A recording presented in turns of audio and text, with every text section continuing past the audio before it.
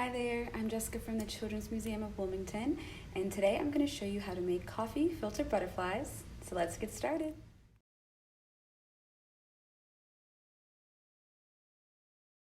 Coffee filters, washable markers,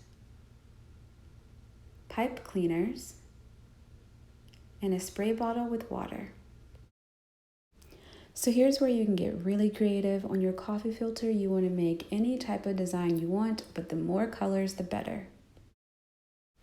During this step, you want to take your spray bottle that has the water and spray it all over your coffee filter until the colors start to bleed. To make this less messy, you can either do it outside or you can put a piece of cardboard under it if you need to do it indoors, whatever works for you.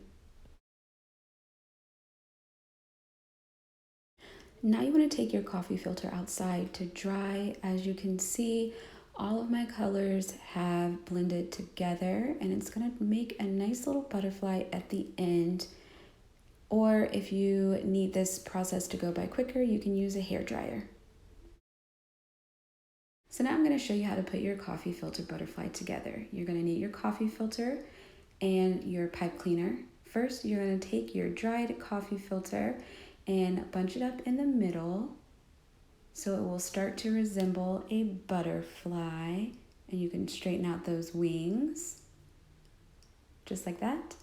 And now you want to take your pipe cleaner and you want to twist it around a couple of times so then that way it stays in place. And then you want to take your finger and curl the ends of the pipe cleaner to kind of make them look like antennas.